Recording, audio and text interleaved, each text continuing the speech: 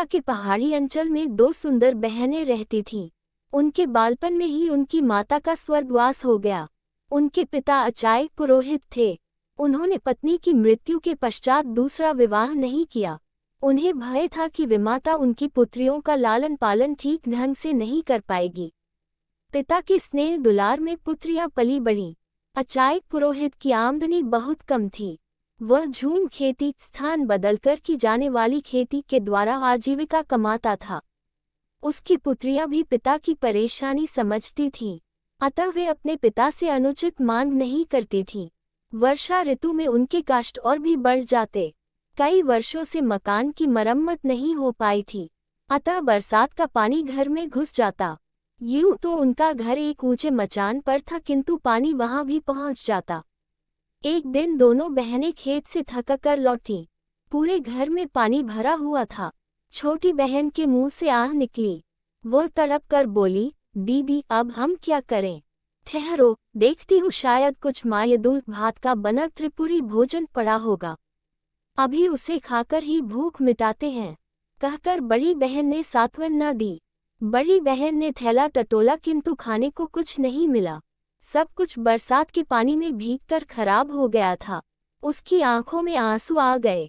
छोटी बहन का दुख वह सह न सकी। उसने प्रतिज्ञा की कि मैं उसी को अपना पति मानूंगी जो मेरे घर को संवार देगा। जिस तरह सबके कष्ट दूर होते हैं, उसी तरह वह दुखभरी रात्रि भी बीत गई। अगले दिन जब दोनों बहनें घर लौटी तो घर की कायापलट देखकर दंग रह गईं। सारे घर की मरम्मत की गई थी तथा खाने पीने का सारा सामान भी मौजूद था। इतने खाद्य पदार्थ उन्होंने पहले कभी नहीं देखे थे। अचाय ने भी घर का परिवर्तन देखा तो उत्साह के साथ बोला, हो न हो, ये तो वनदेवी की कृपा है। उससे तुम लोगों का कष्ट नहीं देखा गया, इसलिए उसने हमारी सहायता की है। पिता तो भरपेट खाकर सो गए, किंतु बड़ी बहन उनके अनुमान से संतुष्ट न थी। वह चांदनी रात में बाहर आकर खड़ी हो गई। तभी उसकी नज़र एक विशालकाय अजगर पर पड़ी। वह अजगर उनके घर से निकलकर जा रहा था। बड़ी बहन ने उसी क्षण निर्णय ले लिया कि वह अजगर को ही अपना पति मानेगी। उसे पूरा विश्वास था कि उनके घर की दशा संवारने में अजगर का ही हाथ है।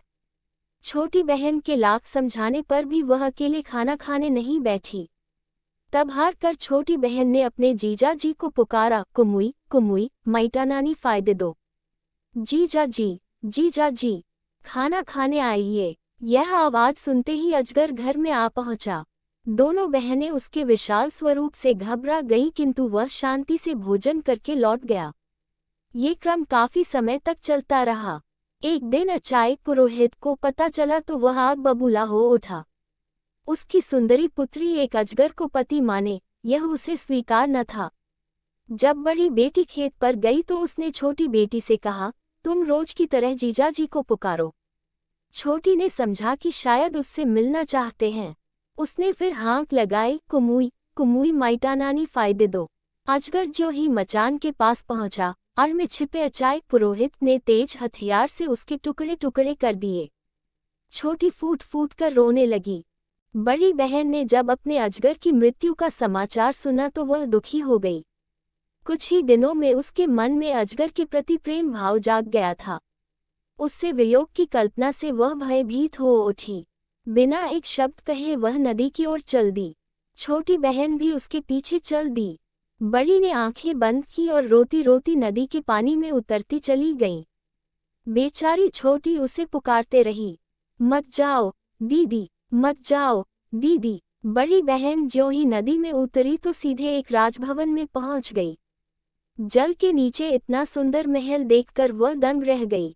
प्रवेश द्वार पर उसका अजगर पति स्वागत के लिए खड़ा था। उसके बाद वह वहीं सुखपूर्वक रहने लगी।